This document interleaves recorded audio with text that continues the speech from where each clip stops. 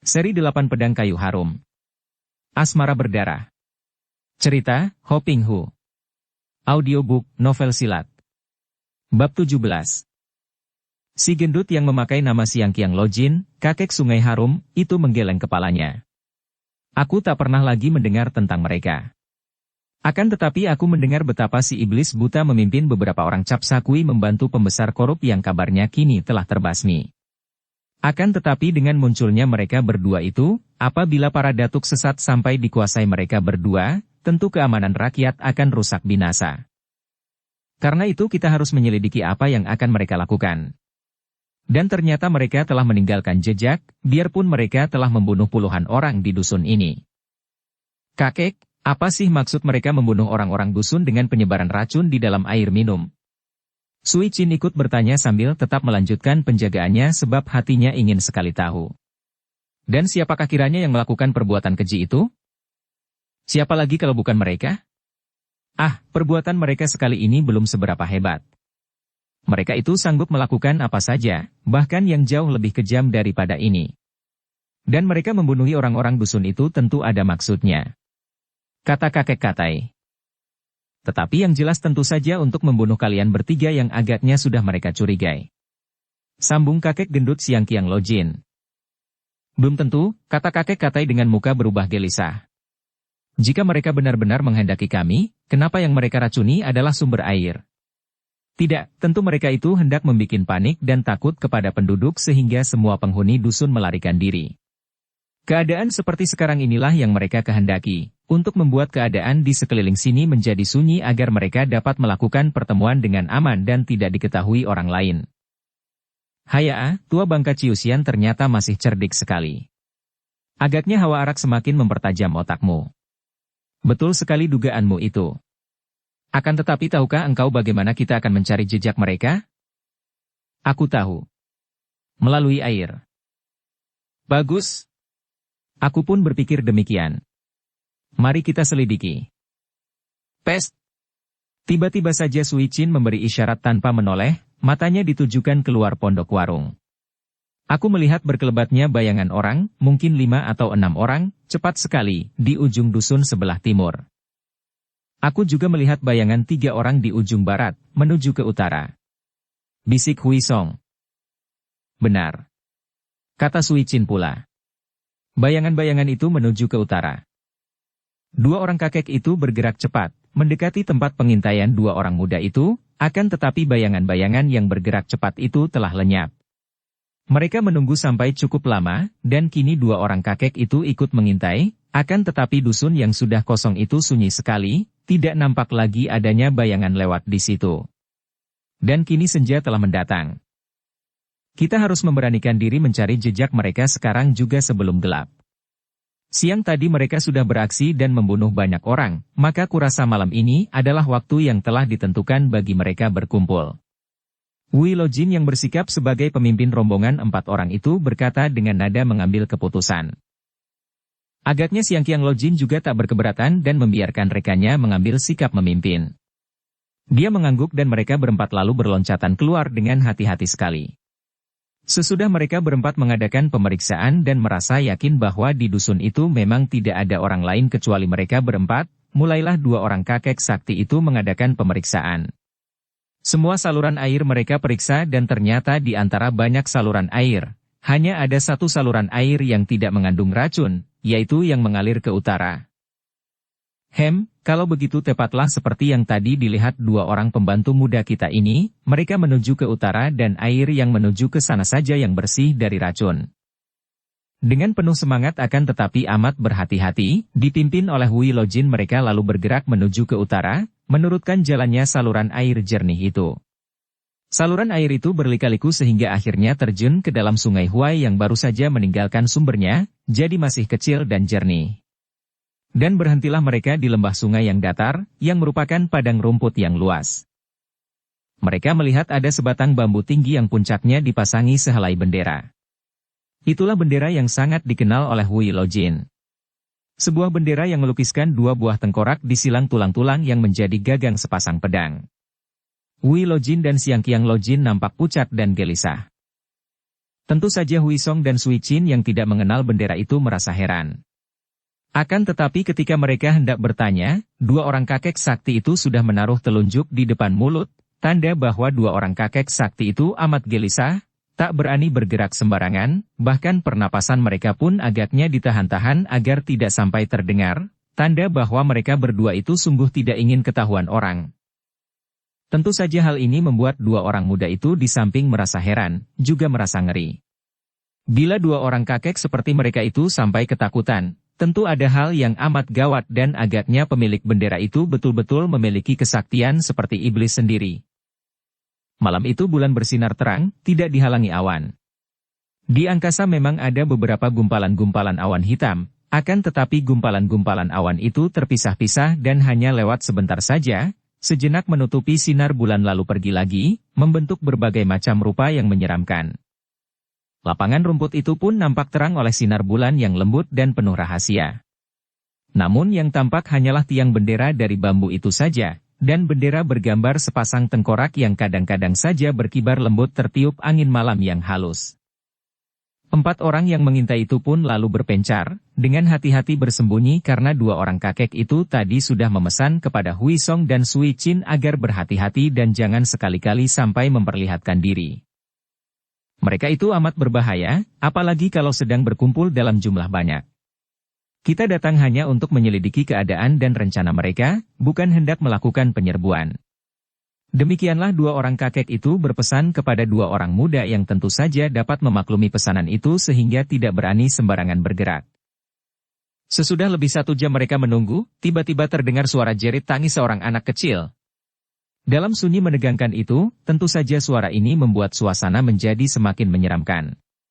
Suara anak menangis itu mengaduh-aduh ketakutan, membuat wajah Sui Qin menjadi pucat dan dia pun tidak dapat menahan perasaan hatinya lagi. Dia bergerak dan biarpun terdengar suara Huisong mencegahnya, namun Sui Qin tidak mau diam lagi. Tangis anak itu seperti menusuk-nusuk jantungnya. Mana mungkin dia tinggal diam saja bila ada seorang anak begitu ketakutan dan agaknya terancam bahaya maut? Bagaimanapun juga, dia harus menyelidikinya dan kalau perlu turun tangan menolongnya, apapun yang akan menjadi resikonya. Maka, dengan hati-hati sekali dia pun menyelinap di antara pohon-pohon dan batu-batu besar, bergerak cepat menuju ke arah suara tangis anak itu. Melihat ini, Huisong merasa khawatir sekali dan dia pun terpaksa bergerak mengejar. Ketika dia dapat menyusul, dia cepat menangkap lengan gadis itu. "Hati-hati, Qin Moi," bisiknya. "Aku harus menolongnya, apapun yang terjadi," bisik Sui Qin kembali. "Hati-hati, siapa tahu ini jebakan mereka." Tapi Sui Qin terus saja melanjutkan usahanya mencari karena kini hanya terdengar tangis ketakutan lemah dari suara anak tadi. Dan ternyata suara itu membawa mereka menjauhi padang rumput hingga tiba di luar sebuah hutan. Tiba-tiba sekali sehingga amat mengejutkan hati Sui Qin dan Huisong, terdengar jeritan yang menyayat hati kemudian diam. Dua orang pendekar itu saling berpegangan tangan dan saling pandang di bawah cahaya bulan, keduanya terbelalak dan muka mereka pucat. Jeritan tadi jelas merupakan jeritan maut seorang anak yang sedang berada dalam puncak ketakutan atau kesakitan.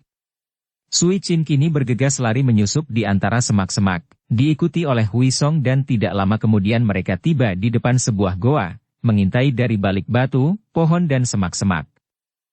Dan apa yang mereka lihat hampir membuat Sui Qin muntah, bahkan Huisong sampai terbelalak dan tak mampu bergerak seperti telah berubah menjadi patung.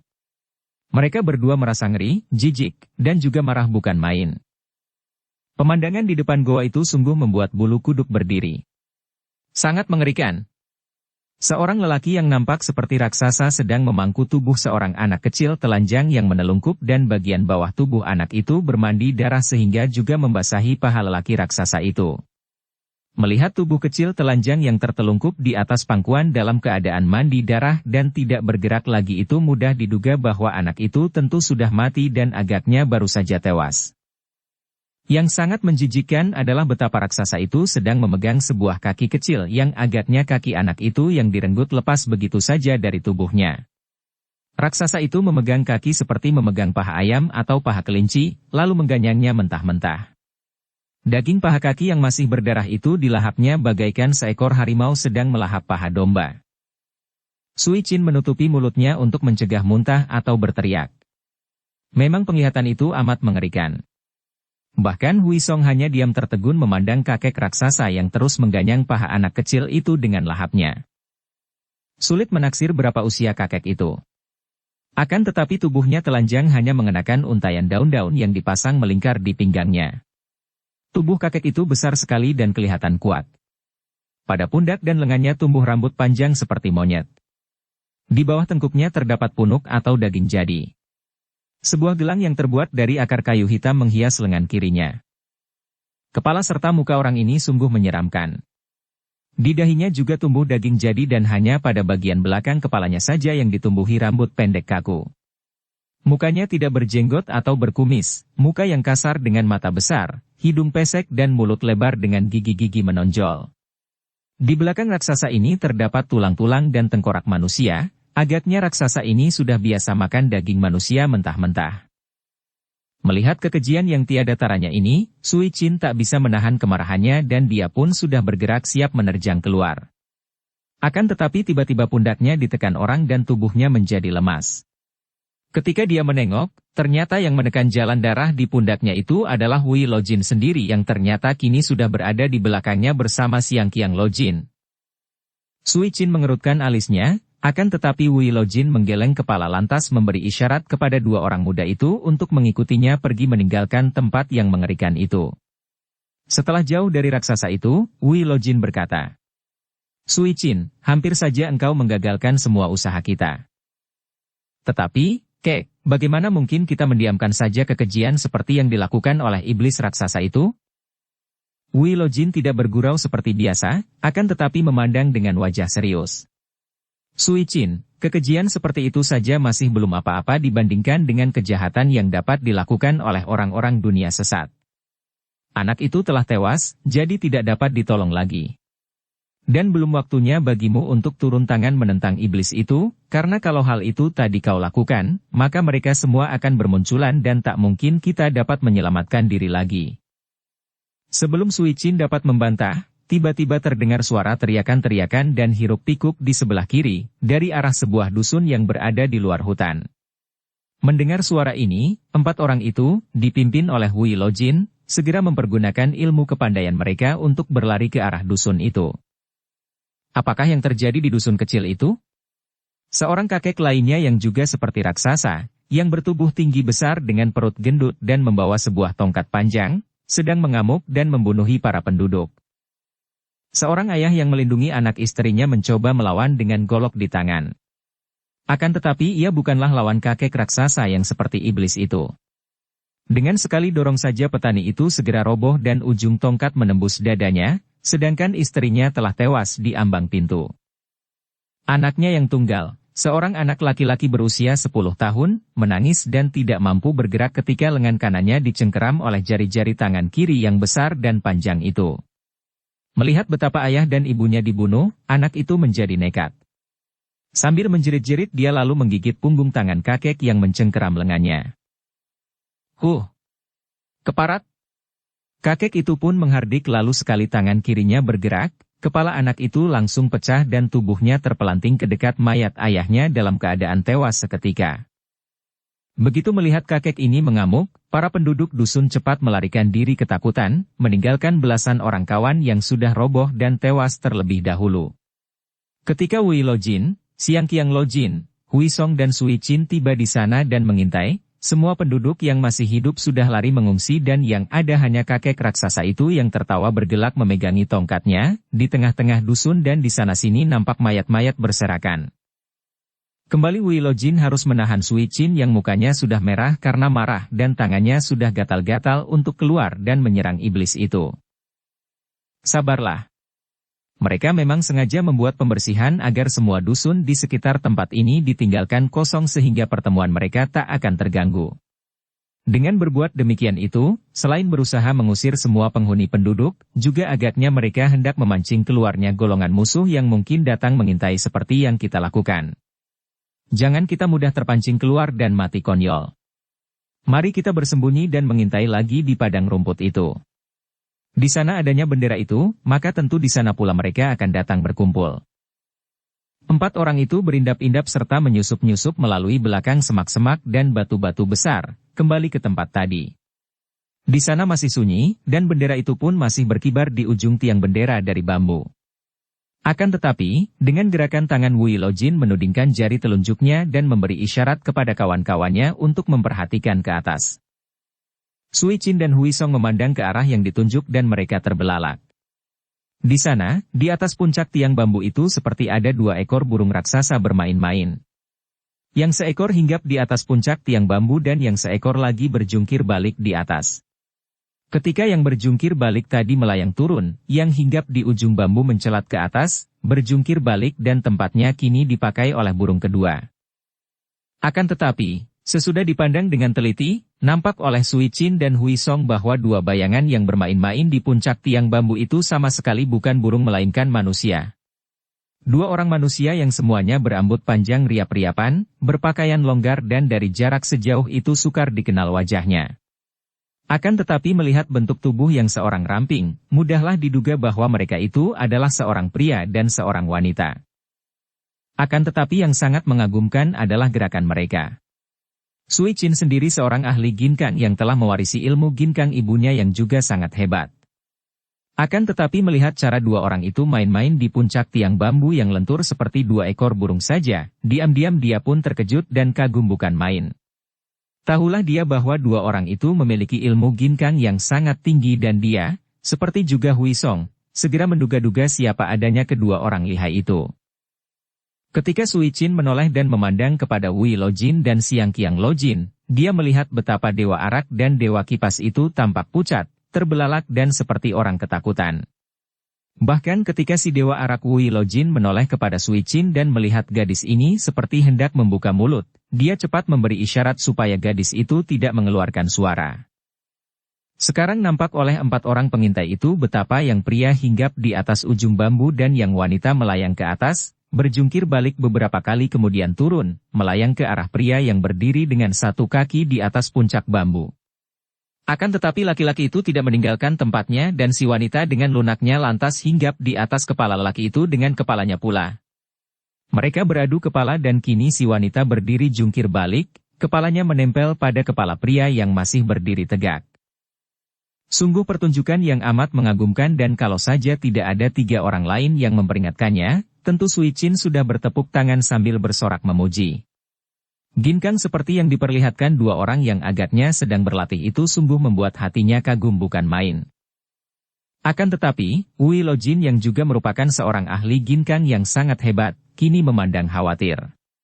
Dia tahu bahwa menghadapi sepasang iblis itu, hanya dalam ginkang saja dia masih mampu mengungguli mereka, akan tetapi kini, melihat cara kedua orang itu berlatih, dia merasa sangsi apakah ilmu ginkangnya akan mampu menandingi mereka sekarang. Melihat kekhawatiran pada wajah kedua orang kakek sakti, Sui Qin lalu menyentuh lengan Wui Lojin, kemudian dengan isyarat ia mengangkat ke atas dua jari tangannya, telunjuk dan jari tengah. Melihat isyarat ini, Wui Lojin mengangguk dan tahulah Sui Qin bahwa kedua orang yang sedang berlatih itu benar adalah Raja Iblis dan Ratu Iblis seperti yang pernah diceritakan Dewa Arak yang kata itu kepadanya. Maka tentu saja dia pun menjadi gelisah dan tertarik, memandang dengan penuh perhatian. Tiba-tiba para pengintai itu melihat berkelebatnya bayangan orang. Agaknya mereka yang sedang berlatih di puncak bambu juga melihatnya karena mereka berdua secara tiba-tiba melayang turun. Gerakan mereka ketika melayang sambil mengembangkan kedua lengan dan jubah mereka yang lebar berkibar benar-benar membuat mereka nampak seperti dua ekor burung besar. Dukung channel Novel Silat dengan subscribe, follow, like, komen dan share. Tanpa mengeluarkan sedikit pun suara, kedua orang itu turun lantas hinggap di atas dua buah batu besar yang agaknya seperti juga tiang bendera itu, sudah sengaja dipersiapkan lebih dulu di tempat itu. Dengan berdiri di atas batu yang besar setinggi manusia ini, maka kedua orang itu nampak nyata dari jarak jauh. Sui Qin memandang penuh perhatian. Laki-laki itu bertubuh jangkung dan berperawakan sedang. Wajahnya sama sekali bukan seperti wajah iblis atau wajah tokoh-tokoh sesat lain yang biasanya menyeramkan. Orang-orang Cap Sakui juga berwajah menyeramkan, juga dua orang raksasa yang dilihatnya tadi jelas membayangkan bahwa mereka adalah orang-orang sesat yang kejam sekali. Akan tetapi sungguh membuat hatinya penasaran kalau pria ini dinamakan Raja Iblis yang sangat ditakuti oleh dua orang kakek sakti yang berada di dekatnya. Laki-laki itu sulit ditaksir berapa usianya karena meskipun wajahnya masih nampak muda dan tidak keriputan, akan tetapi rambutnya yang panjang dan riap-riapan itu sudah putih semuanya. Kumis dan jenggotnya dipotong pendek. Tak nampak sesuatu yang aneh atau menakutkan pada diri pria ini kecuali barangkali matanya. Sepasang matanya itu bersinar mencorong dan nampak kehijauan. Sungguh bukan seperti mata manusia biasa. Orang kedua adalah seorang wanita yang bertubuh langsing, juga tidak terlihat aneh atau menakutkan. Tubuhnya masih langsing padat bagaikan tubuh seorang wanita muda, dan wajahnya pun belum berkeriput pula, akan tetapi rambutnya yang riap-riapan itu pun telah putih semua. Seperti pria itu, dia juga memiliki sepasang mata yang mencorong bersinar kehijauan. Selain mata mereka yang mencorong kehijauan, juga sikap kedua orang ini amat dingin. Wajah mereka seperti topeng saja, seperti kulit mati dan hanya mata mereka yang hidup. Wajah itu tidak membayangkan perasaan apa-apa kecuali dingin dan mati, dengan kerut di dekat mata dan mulut yang menunjukkan kemarahan atau ejekan atau tidak pedulian.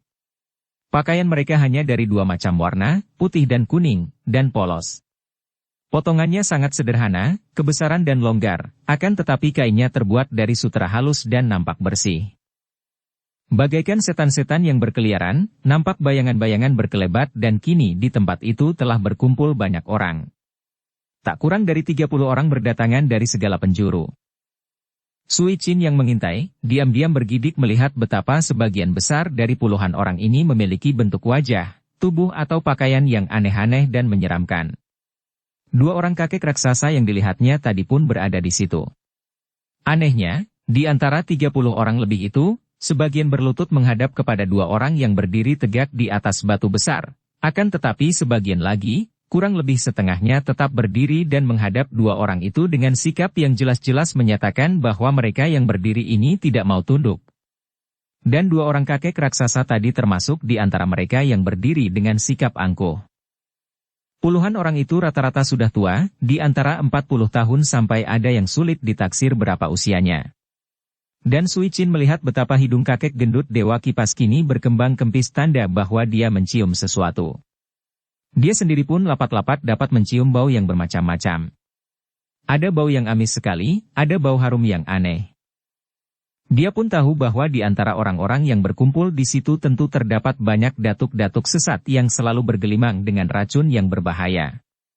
Pada saat dia membayangkan betapa di situ terdapat orang yang melepas racun ke dalam air sehingga telah membunuh puluhan orang, sungguh dia merasa ngeri dan bergidik. Agaknya mereka semua itu bukan manusia lagi, melainkan iblis-iblis jahat yang berhati kejam bukan main. Laki-laki dan wanita yang berdiri di atas batu besar itu kini memandang ke bawah. Wajah mereka yang tertimpa sinar bulan itu nampak kehijauan, akan tetapi tidak memperlihatkan perasaan apapun saat pandang mata mereka melihat betapa sebagian dari mereka yang muncul itu tidak berlutut.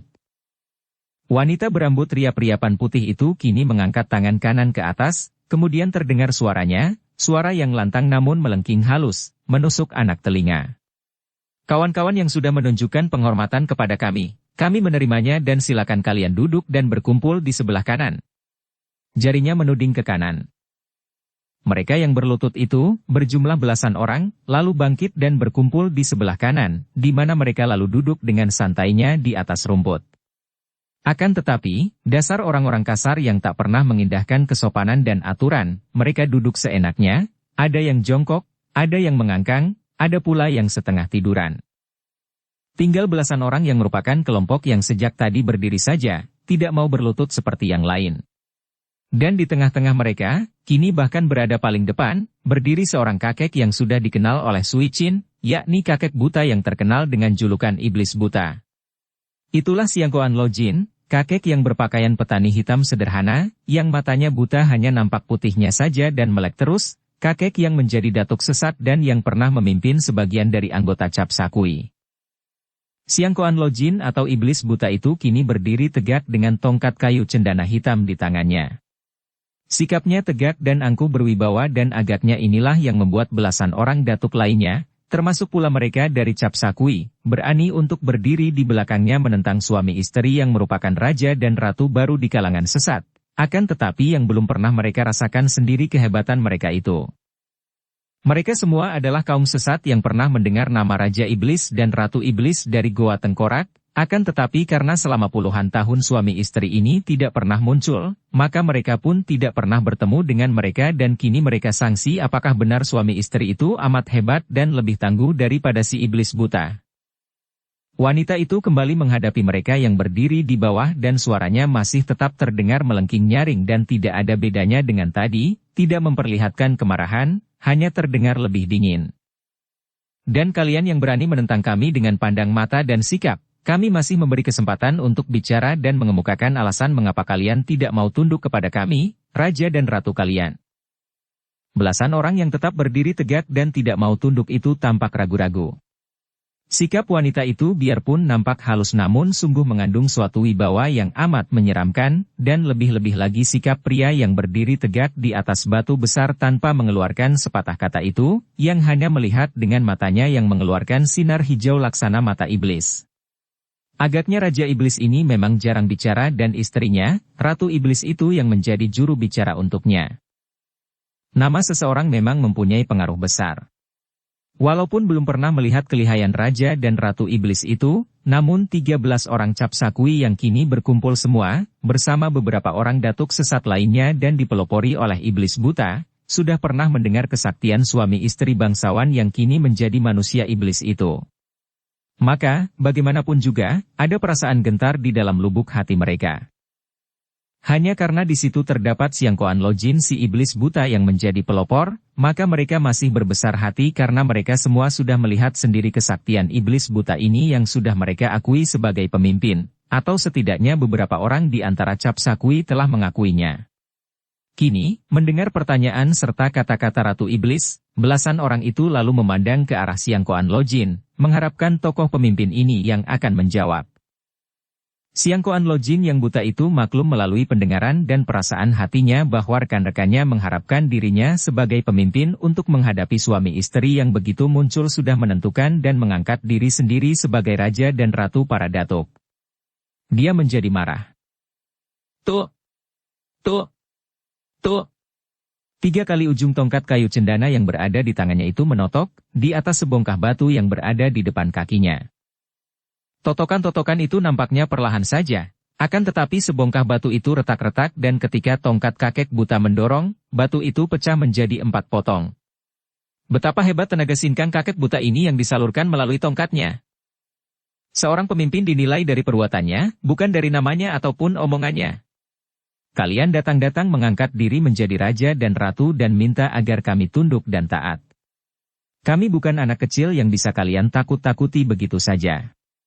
Aku Siang Koan Lojin, minta bukti apakah kalian memang sudah pantas untuk memimpin kami. Melihat betapa pemimpin ini sudah berani maju menentang, tiba-tiba saja suami istri dari Kui Kopang, yaitu Kui Kok Lomo dan Kui Kok Lobo juga berloncatan ke depan dengan sikap menantang. Kami juga penasaran, kata Kui Kok Lobo dengan suara melengking. Melihat keadaan kalian, tidak lebih hebat daripada aku dan suamiku. Mana mungkin kami berdua mau tunduk dan taat kepada kalian kalau kami belum tahu sampai di mana kesaktian kalian? Kui Kok Lobo memandang dengan mata terbelalak. Nenek ini sesungguhnya tidak kalah angkernya dibandingkan dengan nenek yang berdiri di atas batu besar. Dia dan suaminya memang merasa penasaran sekali. Mereka merupakan suami istri yang terkenal sebagai sepasang iblis, ketua Kui Kopang, perkumpulan lembah iblis, dan merupakan 2 tokoh Cap Sakui yang ditakuti. Kini muncul suami istri yang seolah-olah hendak menyaingi mereka, dan melihat betapa suami istri yang baru muncul lantas mengangkat diri sendiri menjadi Raja Iblis dan Ratu Iblis. Tentu saja Kui Kok Lobo merasa penasaran. Kakek nenek di atas batu itu nampak seperti orang-orang biasa saja. Dan memang keadaan suami istri Kui San Kok ini lebih menyeramkan jika dibandingkan dengan Raja dan Ratu Iblis itu. Suami istri ini berpakaian putih-putih dan muka mereka pun putih pucat, seperti muka mayat. Mata mereka mencorong mengerikan dan kekejian mereka sudah sangat terkenal di seluruh dunia Kang Ou. Jauh lebih mengesankan daripada suami istri biasa sederhana yang kini berdiri di atas batu besar itu.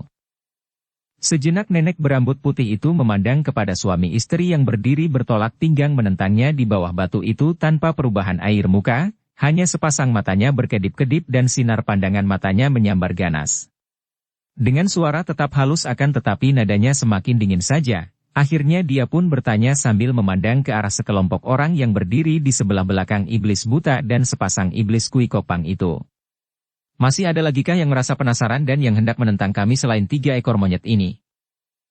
Sungguh pun di sana berkumpul datuk-datuk sesat yang amat kejam seperti sekumpulan cap sakui, namun selain ketiga orang itu ternyata tidak ada lagi yang berani menentang secara terang-terangan.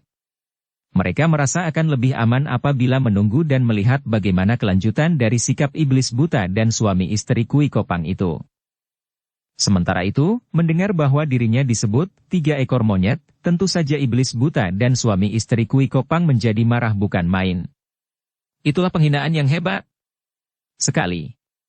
Namun, merasa betapa derajatnya lebih tinggi, yaitu sebagai pemimpin sebagian dari tokoh cap sakui termasuk suami istri kui kopang itu, iblis buta hanya diam saja, membiarkan bawahannya untuk bertindak lebih dahulu. Lagi pula dia sendiri belum mengenal kelihayan lawan, maka kalau lawan telah bergebrak melawan suami istri kui kopang, dia dapat menggunakan pendengarannya yang tajam untuk mengikuti gerakan mereka dan mengukur sampai di mana kelihayan 2 orang itu. Kawan-kawan semua yang sudah datang memenuhi undangan kami berdua ingin mengucapkan selamat datang dan terima kasih atas perhatian kalian. Percayalah, kami berdua raja dan ratu kalian hendak mendatangkan suasana baru bagi kita semua, dan sudah waktunya bagi kita untuk menguasai dunia. Sekarang, kalau ada yang tidak setuju bahwa kami berdua yang menjadi raja dan ratu, dan bila ada yang hendak menentang, kami persilakan naik ke atas batu ini. Apabila kami sampai dapat digusur turun dari atas batu ini, biarlah kami tidak akan banyak bicara lagi dan kembali ke tempat pertapaan kami lalu tinggal di sana sampai mati. Nah, hayo. Siapa hendak naik? 3 ekor monyet ini. Sikap dan ucapan nenek berambut putih itu sungguh menyakitkan hati Kui Kok Lomo dan Kui Kok Lobo. Mereka melihat bahwa batu besar itu cukup luas, luasnya tidak kurang dari 5 meter persegi. Memang kurang luas untuk menjadi tempat perkelahian, akan tetapi, mereka maju bersama dan mereka berdua sudah mempunyai ilmu gabungan yang dapat dimainkan oleh mereka berdua. Tempat yang sempit itu bahkan menguntungkan apabila mereka maju bersama. Perempuan sombong, biarkan kami yang mencoba untuk menyeret kalian turun. Bentak Kui Kok Lobo yang berwatak keras dan galak. Dia mendahului suaminya meloncat dan tampaklah 2 bayangan berkelebat cepat ketika suami istri ini melayang naik ke atas batu dan dalam waktu sekejap mata saja mereka telah berdiri berdampingan, menghadapi nenek berambut putih yang menyambut mereka dengan sikap dingin dan mata mencorong penuh selidik. Adapun suaminya, yaitu kakek berambut putih riap-riapan itu, agaknya sama sekali tidak mempedulikan, bahkan kini dia mengundurkan diri dan duduk bersila di sudut permukaan batu, kemudian memejamkan kedua matanya seperti orang bersemadi. Agaknya kalian berdua ini yang disebut sepasang iblis kui kopang, 2 orang di antara cap sakui. Sayang, mulai sekarang cap sakui harus merasa puas dengan sebutan cap it kui, 11 iblis, saja. Kata nenek berambut putih. Mata suami istri kui kopang itu mendelik.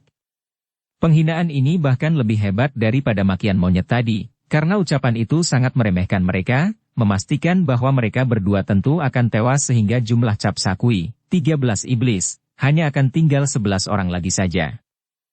Perempuan sombong, engkaulah yang akan mampus di tangan kami, bentak Kui Kok Lobo yang sudah menubruk ke depan. Kedua lengannya tadinya terkembang, kemudian menubruk dengan 10 jari tangan membentuk cakar setan. Gerakannya begitu cepat dan mengandung sinkang amat kuat sehingga mengeluarkan bunyi angin bersiutan. Pelak! Pelak! 2 kali tangan nenek berambut putih menangkis dan tubuh Kui Kok Lobo terdorong dan hampir terjengkang. Tentu saja dia terkejut bukan main ketika merasa betapa dorongan tangan lawan itu lunak dan lembut, akan tetapi di balik kelembutan itu terkandung tenaga dahsyat yang tenang seperti air telaga sehingga tenaga sinkangnya sendiri yang bersifat keras itu seperti tenggelam ke dalamnya. Itulah semacam tenaga halus yang amat hebat, yang membuat telapak tangan wanita itu bagaikan kapas halusnya akan tetapi mengandung tenaga dahsyat yang sewaktu-waktu dapat dikeluarkan untuk mengirim serangan maut dari balik kelembutan. Pada waktu istrinya terdorong mundur, Kui Kok Lomo yang sangat terkejut melihat cara lawan menangkis istrinya dan mampu membuat istrinya terhuyung, telah mengeluarkan teriakan nyaring lantas dia pun menerjang maju mengirim pukulan dengan tangan kanan terbuka ke arah dada lawan. Kali ini, angin yang berhembus lebih kuat daripada gerakan Kui Kok Lomo dan tangan maut itu menyambar dahsyat, mengeluarkan suara berdesing. Nenek rambut putih mengenal pukulan dahsyat, maka dia pun segera mengelak. Dengan gerakan yang gesit tubuhnya menyelinap ke samping, akan tetapi bukan hanya sekedar mengelak karena sambil mengelak kakinya melayang ke arah selangkang lawan. Wutut! Kui Kok Lomo cepat meloncat ke belakang sehingga tendangan yang amat berbahaya itu lewat di depan tubuhnya. Menggunakan kesempatan ini, Kui Kok Lomo sudah menerjang lagi dari belakang, mencengkeram ke arah tengkuk lawan, adapun tangannya yang lain cepat menusuk ke arah lambung dengan jari-jari tangan ditegakkan. Sungguh merupakan serangan maut yang amat berbahaya, dilakukan dari belakang tubuh lawan pula. Akan tetapi nenek rambut putih itu sama sekali tidak kelihatan terkejut atau gugup dalam menghadapi serangan dari belakang ini. Cepat dia menarik tubuh atas ke belakang sambil memutar tubuh, menangkis tusukan ke arah lambungnya itu, sedangkan cengkeraman ke arah tengkuknya luput. Secepat kilat dia lalu menggerakkan kepala dan rambutnya yang putih dan riap-riapan itu tiba-tiba saja berubah kaku seperti kawat-kawat baja menyambar ke depan. Bukan main hebatnya serangan ini. Di dunia persilatan ada ilmu mempergunakan rambut sebagai senjata akan tetapi biasanya rambut itu dikuncir sehingga jika kepala digerakkan, kuncir yang tebal itu dapat menghantam seperti ujung toya. Tapi ilmu mempergunakan rambut nenek ini lain lagi. Rambutnya tidak dikuncir melainkan riap-riapan sehingga menurut nalar, rambut yang riap-riapan ini tentu saja tidak memiliki daya kekuatan. Akan tetapi hebatnya, begitu nenek ini menggerakkan kepalanya, rambut putih yang riap-riapan dan beribu-ribu banyaknya itu menjadi tegang seperti kawat-kawat baja halus menyambar ke arah lawan. Kui Kok Lomo terkejut bukan main ketika tubuhnya dari dada sampai kepala diserang oleh rambut-rambut putih yang menjadi kaku itu. Dia cepat melempar tubuh ke belakang, akan tetapi masih saja ada rambut yang menyentuh kulit lehernya sehingga kulit leher itu pun terluka berlubang-lubang seperti ditusuki jarum-jarum halus. Memang bagi wanita iblis ini tidak terlampau nyeri, akan tetapi cukup mengejutkan karena ternyata kekebalan kulitnya tidak dapat bertahan terhadap rambut-rambut putih halus itu. Sementara itu, Kui Kok Lomo telah menyerang kembali dengan pukulan-pukulan dahsyat. Juga Lobo cepat membantu suaminya dan sebentar saja nenek berambut putih itu sudah dikeroyok dua oleh sepasang iblis dari Kui Kopang. Perlu diketahui bahwa suami istri Kui Kopang itu seringkali melatih diri bersama, mempelajari berbagai ilmu pukulan yang ampuh-ampuh sehingga mereka berdua merupakan pasangan yang dapat bekerja sama dengan baik. Akan tetapi, nenek yang keadaannya tidak mengesankan itu ternyata lincah bukan main dan dia seperti mempermainkan kedua orang pengeroyoknya. Gerakannya begitu mantap dan cepat sehingga kemanapun kedua orang lawannya menyerang, dia telah siap untuk mengelak atau menangkis, bahkan hampir selalu dia membalas secara langsung setiap serangan dengan tak kalah dahsyatnya. Hebatnya, makin dahsyat serangan lawan, makin dahsyat pula dia membalas, seakan-akan kedahsyatan serangannya tergantung kepada serangan lawan. Hui Song dan Sui Chin yang nonton dari tempat persembunyian mereka, terbelalak kagum. Mereka berdua sudah maklum akan kesaktian suami istri Kui Kopang itu. Akan tetapi saat melihat betapa nenek rambut putih itu dapat mempermainkan pengeroyokan mereka, sungguh hal ini amat mengejutkan dan mengagumkan. Kini mengertilah mereka mengapa dua orang kakek sakti seperti Dewa Arak dan Dewa Kipas itu nampak jeri terhadap Raja dan Ratu Iblis. Perkelahian di atas batu itu menjadi makin seru. Bagaimanapun juga harus diakui bahwa Kui Kok Lomo dan Kui Kok Lobo adalah dua orang datuk sesat yang sudah mempunyai kedudukan tinggi sehingga mengalahkan pengeroyokan dua orang ini bukan merupakan hal yang mudah, biarpun bagi nenek berambut putih itu sekalipun. Memang benar bahwa nenek itu menang segala-galanya, baik kekuatan sinkang maupun kepandaian silat dan ketinggian ginkang. Namun berkat kerjasama yang sangat kompak, suami istri iblis dari Kui San Kok itu dapat bertahan dan menjaga diri. Mereka berdua terdesak hebat dan kini bahkan sukar untuk membalas serangan nenek itu yang dibantu oleh rambutnya itu. Bagaikan gelombang samudera, nenek itu mengirim serangannya susul-menyusul, dengan kedua tangan, kedua kaki, sambil diselingi dengan gerakan rambutnya yang amat berbahaya. Oleh karena merasa kewalahan, suami istri dari Kui Kopang itu menjadi penasaran dan marah. Walaupun mereka bertangan kosong dan nenek rambut putih itu juga bertangan kosong, akan tetapi penggunaan rambut nenek itu malah lebih merepotkan daripada bila lawan menggunakan senjata. Maka mereka pun mengeluarkan bentakan nyaring, lantas nampaklah sinar berkelebat di bawah bayangan cahaya bulan yang kini bersinar terang. Tahu-tahu Kui Kok Lomo sudah memegang sebatang pedang panjang lemas yang tadinya dipakai sebagai ikat pinggang, adapun istrinya sudah memegang 2 buah pisau belati yang tajam mengkilat. Dengan senjata di tangan, mereka lalu mengamuk dan menyerang kalang kabut. Pelak! Pelak! Pelak! Hampir saja Sui Chin berseru saking kagumnya. Nenek rambut putih itu tidak hanya pandai mengelak, bahkan berani menangkis pedang dan pisau yang amat tajam itu dengan 2 lengannya. Kulit lengannya menjadi lunak sekali sehingga ketika bertemu dengan senjata tajam, sama sekali tidak terluka akibat tenaga bacokan senjata-senjata itu lenyap disedot oleh kulit pembungkus daging yang lunak dan ulet seperti kapas di udara yang tidak akan rusak terbacok senjata tajam. Betapapun juga, nenek itu belum berani menerima senjata-senjata yang digerakkan oleh tangan-tangan yang memiliki tenaga sinkang amat kuat itu dengan tubuhnya. Yang berani beradu dengan senjata-senjata tajam itu hanyalah kedua lengannya saja yang agaknya sudah terlatih dengan amat baiknya. Tring! Cerak! Terang! Bunga api berpijar ketika ujung pedang mencium permukaan batu, membuat debu batu bertaburan. Nenek itu harus melipat gandakan kecepatannya ketika 2 kakinya diserang dengan babatan pedang sedangkan pada saat yang sama Kui Kok Lobo menggerakkan sepasang belatinya mengarah jalan-jalan darah yang berbahaya. Sesudah suami istri itu mempergunakan senjata, perkelahian menjadi semakin seru dan menegangkan. Semua orang yang hadir di sana, baik yang sekelompok dan kini duduk di sebelah kanan maupun mereka yang masih berdiri di belakang iblis buta, nonton dengan perasaan tegang. Bagi mereka, yang berkelahi itu seolah-olah mewakili golongan masing-masing, yaitu golongan yang tunduk kepada Raja dan Ratu Iblis dengan golongan yang menentang. Walaupun Sui Chin harus mengakui bahwa nenek berambut putih itu memang lihai sekali sehingga tidak sampai kalah meski dikeroyok suami istri iblis dari Kui Kok Pang itu yang keduanya bersenjata tajam, akan tetapi dia masih merasa ragu-ragu apakah orang-orang seperti Dewa Arak atau Dewa Kipas harus takut menghadapinya.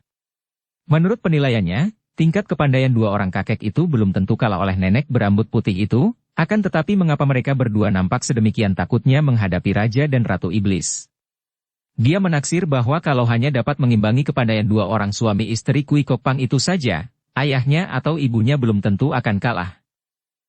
Akan tetapi tiba-tiba kakek Katai menyentuh lengannya dan menudingkan jari telunjuknya ke arah batu di mana perkelahian masih berlangsung dengan serunya. Dan Sui Chin yang tadinya termenung itu sekarang terbelalak. Kedua orang suami istri Kui Kok Pang itu kini kelihatan terhuyung-huyung. Yang membuat Sui Chin terheran-heran dan merasa ngeri adalah ketika dia melihat betapa kedua tangan suami istri itu kini berubah menjadi hijau, juga muka mereka yang tadinya pucat seperti muka mayat itu tiba-tiba berubah menjadi kehijauan. Dan dia, sebagai putri suami istri pendekar sakti, dapat menduga apa artinya itu. Suami istri Kui Kok Pang itu ternyata telah keracunan secara hebat sekali. Inilah sebabnya mengapa gerakan mereka menjadi kacau dan lemah. Padahal nenek berambut putih itu sama sekali tak pernah kelihatan menggunakan racun. Dari mana datangnya racun yang menguasai suami istri itu? Dan kedua suami istri iblis Kui Kok San itu pun merupakan datuk-datuk sesat yang tidak asing dengan segala macam racun. Bagaimana mungkin mereka dapat keracunan semudah itu? Tiba-tiba saja nenek berambut panjang itu mengeluarkan suara bentakan melengking, lalu tubuhnya bergerak cepat dan tahu-tahu sepasang pisau dan pedang itu telah terbang dari tangan para penyerangnya. Suami istri itu nampak sangat terkejut, akan tetapi mereka menggunakan tangan kosong untuk melawan terus. Bahkan sekarang mereka mengamuk secara nekat, melihat betapa tubuh mereka telah dipengaruhi hawa racun hijau yang tidak menimbulkan rasa nyeri, akan tetapi membuat tubuh mereka makin lama semakin lemas. Hiat, tiba-tiba Kui Kok Lobo menubruk dengan kedua tangan membentuk cakar setan. Nenek ini sudah nekat karena merasa betapa sebetulnya dia dan suaminya dipermainkan, karena kalau dikehendaki, agaknya sejak tadi dia dan suaminya sudah dapat dikalahkan. Dia tadi sudah mencoba menggunakan pil anti racun untuk menyembuhkan keracunan itu dengan menelannya, akan tetapi tidak ada hasilnya sama sekali. Maka dia berlaku nekat, kalau perlu hendak mengadu nyawa dengan lawan. Karena itu serangannya itu hebat bukan main, tidak mempedulikan daya pertahanan lagi, melainkan mengerahkan seluruh tenaga dan perhatian untuk mencengkeram tubuh lawan. Tentu saja dia menyerang sambil mengerahkan tenaga sinkang yang membuat sepasang tangannya berubah hitam dan mengandung hawa beracun yang amat berbahaya. Akan tetapi karena racun hijau itu mulai menguasai dirinya, gerakannya menjadi kurang cepat dan lawannya dengan mudah saja dapat mengelak. Bahkan kini lawannya berhasil menangkap kedua pergelangan tangan Kui Kok Lobo. Sebelum Lobo dapat mencegah, tahu-tahu ada sinar putih berkelebat lantas rambut-rambut putih yang riap-riapan itu telah bergerak menyerang mukanya. Terdengar jerit mengerikan ketika rambut-rambut halus yang sudah berubah menjadi kaku meruncing itu menerkam muka dan leher Kui Kok Lobo. Ketika nenek berambut putih itu melepaskan pegangan sambil mendorong, tubuh Kui Kok Lobo terjengkang dan terlempar jauh dari atas batu, terbanting ke atas tanah dan di situ tubuhnya berkelojotan. Muka dan lehernya mandi darah, juga sepasang matanya rusak dan hancur karena tusukan-tusukan rambut-rambut itu. Melihat istrinya roboh, Kui Kok Lomo menjadi marah dan mata gelap. Dia lupa bahwa sudah jelas dia bukan lawan nenek rambut putih, akan tetapi dia sudah nekat dan sambil berseru keras dia pun memukul dengan tangan kanannya ke arah kepala nenek berambut putih, sedangkan tangan kirinya mencengkeram ke arah perut. Serangan kedua tangan ini hebat bukan main. Meskipun kakek ini juga sudah keracunan dan tenaganya banyak berkurang, namun pengerahan sinkang dalam keadaan marah ini melipat gandakan kekuatannya sehingga dua serangan itu sangat dahsyat dan berbahaya sekali. Nenek rambut putih itu cepat menyambut cengkeraman itu dengan pukulan kedua tangan miring ke bawah, sedangkan tangan yang menghantam ke arah kepalanya itu dia sambut dengan rambutnya. Akan tetapi kali ini rambut di kepalanya tidak bergerak sendiri-sendiri, melainkan menjadi bergumpal sebesar lengan dan dengan kekuatan dahsyat menyambut pukulan tangan kanan Kui Kok Lomo dengan tangkisan dari atas ke bawah pula, seperti sebuah lengan atau sebatang toya baja menangkis. Krak! Krek! Kui Kok Lomo meloncat ke belakang dan mukanya yang pucat agak kehijauan menjadi semakin pucat. Kedua lengannya tergantung lemas dan tidak berdaya lagi karena tulang-tulang kedua lengannya patah-patah oleh tangkisan gumpalan rambut serta kedua tangan nenek itu. Dalam satu jurus saja, kedua lengannya menjadi tidak berdaya dan tidak dapat dipergunakan untuk menyerang lagi. Hait! Biarpun sepasang lengannya sudah lumpuh, Kui Kok Lomo masih tidak mau mundur. Sudah kepalang baginya. Istrinya telah tewas dan betapapun juga, tak mungkin dia mundur menelan penghinaan dan kekalahan begitu saja di depan begitu banyak orang. Akan dikemanakan mukanya? Namanya akan hancur dan menjadi buah tertawaan orang bila dia mundur dan mengaku kalah. Maka, sambil mengeluarkan pekik yang nyaring tadi, kedua kakinya bergerak dan tubuhnya melayang ke atas, lalu kedua kaki melakukan tendangan dahsyat sekali. Plak! Brup! Tubuh Kui Kok Lomo terbanting keras di atas batu ketika nenek itu mengelak ke samping sambil menangkis dengan lengannya. Akan tetapi Kui Kok Lomo bangkit kembali dengan loncatan karena kedua tangannya tidak dapat dipergunakan untuk menyangga tubuhnya, lantas dengan nekat dia menendang lagi. Akan tetapi, 4 kali dia menendang, 4 kali pula tubuhnya terbanting sebab setiap tendangan dapat dielakkan dengan mudah oleh lawannya, bahkan tangkisan keras lawan membuat tubuhnya terpelanting dan terbanting. Ah! Tiba-tiba Kui Kok Lomo mengambil posisi menunduk seperti seekor kerbau mengamuk dan hendak mempergunakan tanduk menyerang. Akan tetapi karena Kui Kok Lomo tidak bertanduk, pada saat dia lari menyeruduk ke depan, dia hanya menggunakan kepalanya yang menerjang dan menyeruduk ke arah perut nenek berambut putih itu. Serangan semacam ini jangan dipandang ringan. Bukan hanya kaki tangan kakek itu yang terlatih dan dapat disaluri tenaga sinkang sehingga mampu menghancurkan batu karang. Akan tetapi kepalanya juga menjadi anggota badan yang dapat dipakai untuk menyerang. Serudukan kepala itu sangat berbahaya. Bahkan tembok tebal sekalipun akan jebol kalau diseruduk kepala yang penuh dengan tenaga sinkang ini. Sui Chin dan Hui Song yang sejak tadi melihat semua peristiwa itu dengan mata jarang berkedip, kini memandang penuh perhatian. Mereka tahu bahwa nenek berambut putih itu tentu akan mengelak. Akan tetapi betapa kagetnya hati mereka melihat bahwa nenek itu sama sekali tidak mau mengelak, bahkan dia menerima kepala yang menyeruduk ke arah perutnya yang kecil itu. Cep! Terdengar suara nyaring ketika kepala itu membentur perut dan kepala itu menancap ke dalam perut.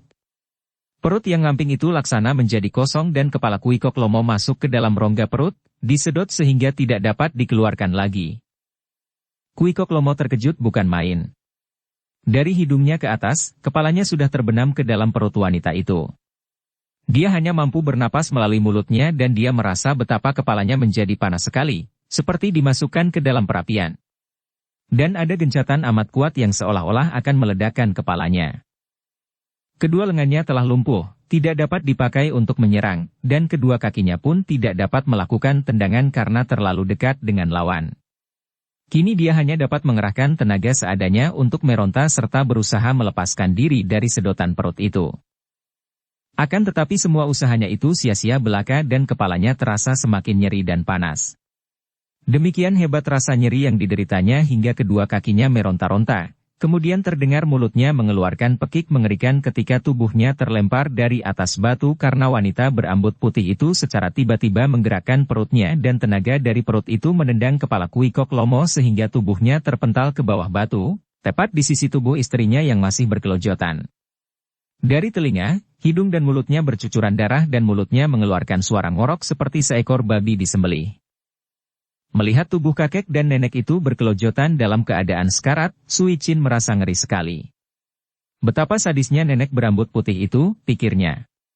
Biarpun dia ingat bahwa kakek dan nenek itu juga merupakan iblis-iblis berwujud manusia, akan tetapi menyaksikan kekejaman sedemikian hebatnya terjadi di depan matanya, hampir dia tak dapat bertahan untuk meloncat keluar dan menyerang nenek iblis itu.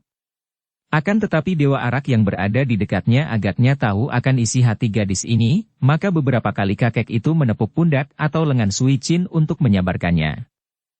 Sementara itu Siang Koan Lo Jin kini menggerakkan kedua kakinya lalu tubuhnya mencelat ke atas batu besar, berhadapan dengan nenek berambut putih yang kini sudah bertolak pinggang menanti lawan itu.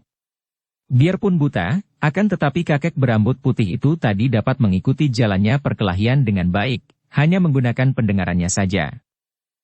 Bahkan lebih daripada mereka yang mempunyai mata sehat, dia mampu mengenal dan meneliti gerakan-gerakan nenek berambut putih itu, dapat mengetahui di mana saja letak kekuatannya dan di mana pula letak kelemahannya. Kini, dengan tenang dia berhadapan dengan nenek itu, memegang tongkatnya dengan tangan kiri. Sobat. Agaknya kini tinggal aku seorang saja yang berani menentang kalian. Mari majulah dan kita akan selesaikan urusan ini dengan taruhan darah dan nyawa. Melihat sikap kakek buta ini, nenek berambut putih nampak ragu-ragu.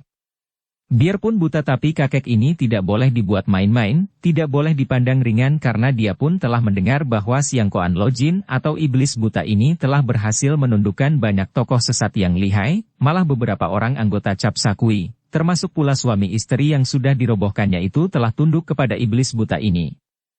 Orang yang sudah dapat menundukkan mereka, apalagi dalam keadaan buta, tentu mengandalkan ilmu silat yang luar biasa sehingga dia harus berhati-hati.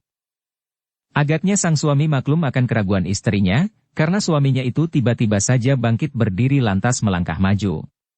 Tanpa bicara apapun, si istri agaknya maklum bahwa jika suaminya sudah maju sendiri, tak ada alasan baginya untuk mencampurinya. Maka dia pun mundur dan duduk bersila di sudut batu seperti yang dilakukan suaminya tadi. Kini kakek yang mukanya kehijauan itu berdiri berhadapan dengan iblis buta. Siang Koan Lo Jin juga dapat mengikuti semua gerakan tadi, dan dia tahu bahwa nenek itu telah mundur, digantikan oleh seorang yang langkah kakinya perlahan namun getarannya terasa mempengaruhi batu besar itu hingga kakinya sendiri pun dapat merasakan getaran itu. Diam-diam Siang Koan Lo Jin mengerutkan kedua alisnya dan maklum bahwa dia sedang berhadapan dengan seorang lawan yang amat tangguh. Akan tetapi dia adalah pemimpin para datuk sesat. Selama ini dia dianggap raja, maka tentu saja ia akan mempertahankan kedudukannya itu yang hendak dirampas oleh suami istri yang menyebut diri Raja Iblis dan Ratu Iblis itu. Apakah kini aku berhadapan dengan pangeran yang dijuluki Raja Iblis? Siang Koan Lo Jin bertanya, tongkatnya mengetuk-ngetuk permukaan batu besar untuk mengenal keadaan. Kami adalah Pangeran Toan Jit Ong. Untuk pertama kalinya terdengar kakek berambut putih riap-riapan itu bicara, suaranya halus dan tenang berwibawa, bagai suara dan sikap seorang bangsawan tinggi. Kamu tentu orang Syekh Siang Koan itu. Menyerahlah dan kami akan mengampunimu, lalu mengangkatmu menjadi pembantu kami. Manusia sombong. Aku baru mau menyerah kalau kalah olehmu dan aku lebih baik mati jika sampai kalah oleh orang lain. Selesai berkata demikian, si buta telah menggerakkan tongkatnya. Wir. Ciut. Nampak cahaya hitam bergulung-gulung lalu mencuat ke arah kakek berambut putih yang mengaku bernama Pangeran Toan Jit Ong itu. Serangan ini dahsyat sekali karena tongkat kayu cendana itu digerakkan dengan tenaga sinkang yang amat kuat. Pangeran yang dijuluki Raja Iblis itu agaknya mengenal serangan ampuh, maka cepat dia menggerakkan tubuhnya.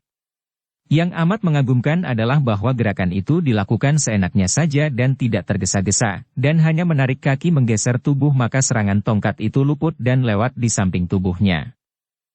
Akan tetapi kakek buta itu memang lihai bukan main. Biarpun matanya buta, akan tetapi pendengarannya dapat mengikuti semua gerakan lawan dan walaupun tongkatnya luput dalam serangan pertama, akan tetapi tongkat itu seperti hidup dan dapat mengejar lawan dengan susulan serangan yang lebih dahsyat lagi, kini menghantam dari atas ke bawah. Wutut. Tar. Bunga api berpijar ketika tongkat itu menghantam batu dan debu berhamburan. Hebat bukan kepalang tenaga pukulan ini. Batu besar itu tergetar dan dapat dibayangkan kalau hantaman seperti itu mengenai kepala atau anggota badan lainnya. Sampai 5 kali pangeran yang kini menjadi datuk sesat itu mengelak, dengan gerakan seenaknya saja, kemudian tahu-tahu tubuhnya mencelat ke tempat tadi dalam keadaan duduk bersila. Kamu orang buta masih tidak berharga menjadi lawan kami, katanya dan dia pun sudah memejamkan kedua matanya. Agaknya sikap ini mudah dipahami oleh istrinya. Nenek yang tadinya juga duduk bersila itu telah meloncat ke depan, menyambut si buta yang menjadi marah dan mengejar lawan yang meninggalkannya. Ketika dia mendengar suara nenek itu bergerak menyambutnya, dia cepat menggerakkan tongkatnya menyapu dari samping. Wanita berambut putih itu mengelak dengan satu loncatan tinggi. Ketika tongkat lewat di bawah kakinya, nenek itu membalas serangan dengan tamparan tangan dari atas. Akan tetapi Siang Koan Lojin juga telah melanjutkan babatan tongkat tadi dengan membalikkan tongkatnya dan kini gagang tongkat yang berbentuk kepala ular atau naga itu menyambut serangan nenek itu dengan dorongan kuat. Hampir saja Ratu Iblis itu celaka ketika gagang tongkat itu menyambut dadanya langsung dari depan. Namun dia lihai bukan main. Dalam keadaan meloncat tadi, selagi tubuhnya melayang di udara dan didorong tongkat, tiba-tiba rambutnya menyambar ke depan ketika dia menggerakkan kepalanya dan ribuan helai rambut membelit ujung tongkat. Tubuhnya lantas terbawa oleh gerakan tongkat sehingga tubuh itu terpelanting, akan tetapi berkat rambutnya yang bertahan pada tongkat, maka dia tidak sampai terkena dorongan, juga tidak sampai terbanting ke atas batu. Bersambung ke bab 18. Dukung kami dengan subscribe, follow, like, komen dan share. Terima kasih.